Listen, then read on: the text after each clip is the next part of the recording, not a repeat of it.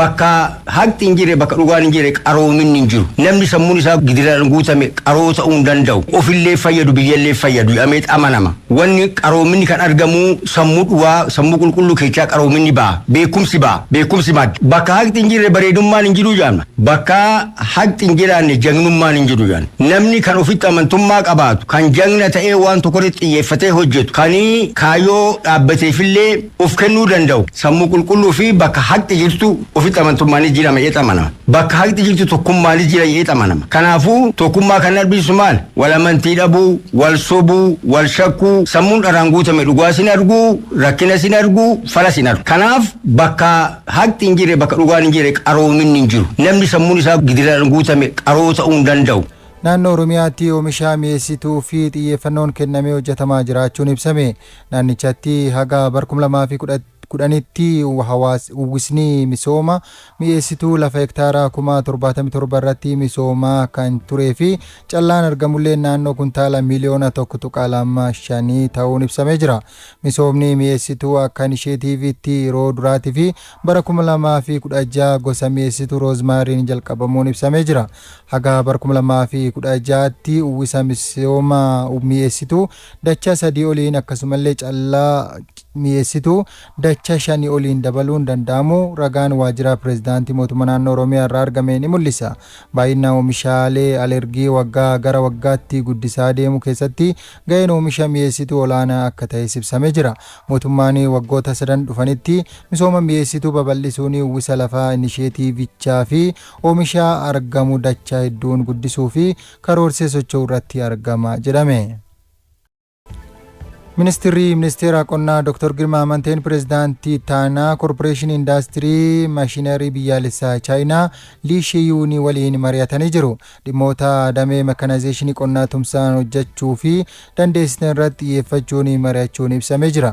Qonna ammayyeessuu fi kilaastera qonnaa bal'innaanii hojiirra oolaa jiraachuu Dr. Girmaan kaasanii kanaaniin fedhiin maashiniroota qonnaa hedduun jiraachuullee himanii jiru. Dhaabbanni isaanii maashiniroota sadarkaa isaanii eeggatee gabaa Itiyoophiyaa fi akka dhiyeessu Dr. Girmaan gaafatanii jiru. Pireezidaantiin Taanaan Korporeeshinii Indaastirii Maashinerii Biyyaalessaa Chaayinaa Lii Shiyuun akka jedhanitti muuxannoo bal'aa maashiniroota misooma fi qorannoo qonna irratti qabanii Dr. Girmaa fi qoodanii jiru. Fedhii damee qonnaan jiru guututti tumsuun kan hojjetan ta'uu mirkaneessuu ragaan ministerichi irraa argame kan mul'isu. Naannoo Oromiyaatti baatiiwwan 9 darbanii hojii barbaaddota miliyoona 1,945 olii fi caarraan hojii uumamu biiroon caarraa hojii uumuu fi ogummaa Oromiyaa beeksise. Naannichatti caarraa hojii ogummaan hoogganamuu fi walitti fufiinsa qabu uumuu fi xiyyeeffannoon hojjetamaa jiraachuu hoogganaa itti aanaan biirichaa Abbuwaasiin Golgaa ibsanii jiru. Baatiiwwan 9 darbanii hojii barbaaddota miliyoona 1,945 olii fi caarraan hojii dhaabbiin uumamuun ibsamee jira. Dabalataan illee humna nama ga'oome horachuu fi leenjitoota haaraa fi buleeyyii 200,000 fi 40,000 fi leenjiin kennamaa jiraachuun ibsamee jira. Hojii barbaaddota miliyoona 2 fi 300 olii fi leenjii gaggabaaboo kennuun gara hojiitti akka galanillee ibsamee jira. Laftii hektaarrii 65,000 olii sheediiwwan 5,000 fi 700 fi 2 fi liqiin birrii biiliyoona 5 fi miliyoona 800 olii Interpiraayizoota fi kennamu ragaan biirichirraa argame kan mul'isu. Itiyoophiyaan rakkoolee naannawaa furuu fi gamtaa Awurooppaa dabalatee qaamolee qooda fudhattoota waliin tumsaan hojjechuu akka itti fuftu ibsite. Ministirri Ministeera Dhimma Alaa Dr. Geediyoon Ximooxiyoos gamtaa Awurooppaatti ergamtuu addaa gaanfa Afrikaa Dr. Anet Weber waliin dhimmoota gamlamee fi naannawaa irratti mari'atanii rakkoolee naannawaa furuu fi furmaata siyaasaa hammataa akkasumallee tattaaffii qindaa'aa kan barbaachisu ta'uu Dr. Geediyoon Ximooxiyoos ibsanii jiru. Gama kanaanii Itiyoophiyaan gamtaa Awurooppaa dabalatee qaamolee qooda fudhattoota biroo waliin tumsaan hojjechuu cimsitee kan itti fuftu ta'uu mirkaneessanii jiru. Dr. Anet Weber gama isaaniin ga'ee Itiyoophiyaan rakkoo naannawichaa furuu fi baachaa jirtu dinqisiifatanii jiru.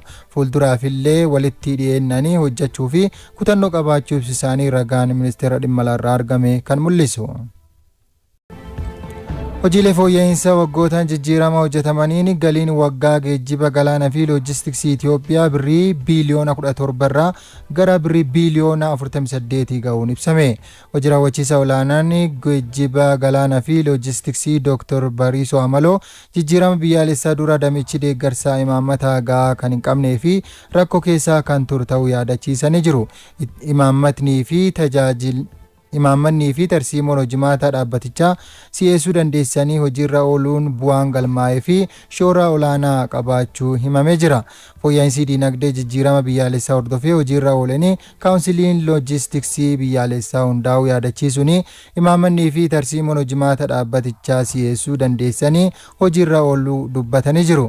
Hojiilee jijjiirama fooyya'insa diinagdee biyyaalessaan hojiirra oolanii dhaabbatichi kisaara keessa ba'ee bu'aa buufachuu dubbatanii jiru. Dhaabbatichi buufataalee 350 tajaajila geejjibaa fi loojistiksii kennaa jiraachuu kaasanii galiin waggaa isaa birrii biiliyoona 17 irraa gara birrii biiliyoona 48 tti guddachuu ibsanii jiru. Humni qilleensaa Itiyoophiyaa agarsiiftuu ga'umsaa fi galmaa'uu riiformiif ragaa ta'uu ministirri raayyaa ittisaa injinar Ayishaa Mahaammad ibsanii. Injinar Ayishaan humna qilleensaa Itiyoophiyaa daawwachuun milkaa'ina dhaabbatichi galmeessee dinqisiifatanii jiru.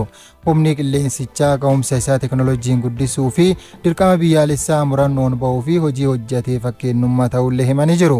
Humni qilleensa Itiyoophiyaa ijaarsa humna namaa bu'uuraalee misoomaa akkasumallee hojii suphaanii sadarkaa irra ga'e ilaalchisee ajajaa olaanaan dhaabbatichaa Leetinaal Jeneraal Yilmaa Mardaasaa ibsuu ragaan fuula raayyaa ittisaa irraa argame ni mul'isa. Oduu bal'inaan qaban kan jalqabaatiin kenniinsi tajaajila kan bara darbe irraa kan bara kana fooyya'aa ta'uu tajaajilamtoonni bulchiinsa magaalaa Sandaafaa bakkee ganda Sandaafaa himanii. Bulchaan ganda Sandaafaa Abba Dabala Xila'ee immoo koomini kenna tajaajila hawaasni kaasuu galtee godhachuun tajaajila qulqullina qabu kennuufi ni hojjannaa jedhan. Abarra Tashooma. Rakkoolee kenniinsa tajaajilaa manneen hojii mootummaa keessatti mudatan hatattamaan furuun komiin hawaasni qabu xiqqeessuuf guyyaan abbootiin dhimmaa itti tajaajilaman kabajamuun barbaachisaadha. Kunis immoo rakkoolee kenniinsa tajaajilaan wal qabatanii jiranii fi komii fi gaaffii hawaasni kaasu akka furmaata argatu waan taasisuufi. Kunis ammoo gama diinagdee fi siyaasaatiin jijjiirama jiruu fi qulqullina tajaajilaa mirkaneessuu waliin wal qabata. Bulchiinsa magaalaa Sandaafaa bakkee ganda Sandaafaatti gurmaa'insa mootummaa gandaan wal qabatee tajaajiloonni hawaasni argachaa jiru haala akkamiirra jira kan jedhu turtii ganda sanatti qabaanneen taajabneerra. Tajaajilamtoonni dhimma kanaan wal qabsiifnee dudubbifnes haala qabatamaa achi jiru irratti yaadanuuf qoodaniiru. Akkuma gaariitti walgaggicheera. Kan hunduu wanta gaariidhaan hojjechaera. Caasanis immoo tummaan qajeelchuma mootummaatiin hojjechaa jiran. Isaanis gandis immoo waa hunda akkasumatti hordofee akka gibiriin akka hunda gaafatee taqabbalaa jira. አሁን ጥሩ ላይ ነው ያለን። በአሁኑ ደህና ነው ብያለሁ። ሁለቱ ደህና ናቸው። የፈለክበት ቢሮ ብገባ ተስተናግደን የምትወጣው መሳሳትም ላይወጡ ይችላሉ። Gandichatti kenniinsi tajaajilaa kan bara darbee irra inni bara kana fooyya'aa ta'uu tajaajilamtoonni kun kan eeran yoo ta'u guyyaa abbaa dhimmaatti tajaajila barbaadan argataa akka jiranis kaasan. Tajaajilli guyyaa abbaa dhimmaatti yeroo tajaajila kennanitti amma ta'e tokko fooyya'insa qaba. Amma yeroo darbee irratti bara kana fooyya'insa gaariirra jira. Yaa ta'uti garuu amma namoonni yeroo cufaa ta'ee dhufanii dhaban kana komii kaasuu danda'u. Haalli isaan jiran garuu ammatti hooman jedhu dirreessanyuma qaba. Kallattumaan dirreessanyiidhaan bulchaan ergatti marreen booda gama mootummaatti nan eegamu kaffaltee fudhattaa jechuudha adeemsa isaa eeggata. Garuu wanti fooyya'uu qabu kallattiidha sagantaadhaanis odoo hojjetamee bilookiidhaan guyyoota jedhamee arreenji ta'ee haala saniin odoo gara fuulduraatti deemamee bareeda. Garuu immoo ta'us immoo warroota qindeeffamee amma kallattiidhaan akka jiraatan dargaggoodhaan tola ooltummaadhaanis qindeeffamaa jira. Waa'ee mana jireenyaa irrattis gurmaanii fudhachuu isas qindeessaa jiranii jechuudha amma. Dabaree qabsiisanii tajaajila kennu irratti ogeeyyii gandichatti tajaajila maamilaaf kennan biratti hanqinni darbee mul'atu jiraachuus akka komiitti kan kaasan tajaajilamtoonni kun xiyyeeffannoon kennamuun irra jiraatas jedhan. Egaa isaanis akkasitti dabareen kan katamaa adda godhanii kan gabareettis adda godhanii tajaajilummaan isaanii xinnoo keessatti nama ilaalu qixa ta'uu qaba. Kanayyaa malee tanuma baati. Bulchiinsa magaalaa Sandaafaa bakkeetti bulchaan ganda Sandaafaa obbo Dabalaa Balbalaa Xilaa'ee rakkoo kenniinsa tajaajilaa hawaasaa hiikuudhaaf guyyoota tajaajilli itti kennamutti tajaajilli si'ataa fi qulqullina qabu akka kennamuuf hojjetamaa akka jiru kaasan. Abbaan dhimmaa guyyaa sadeen wiixata roobiif jimaata rakkoo hawaasaa ittiin guyyaa itti hiikamu jedhee labsiidhanis ergaa garaagaraatiinis miidiyaadhaanis darbaa turuun isaa hin beekama.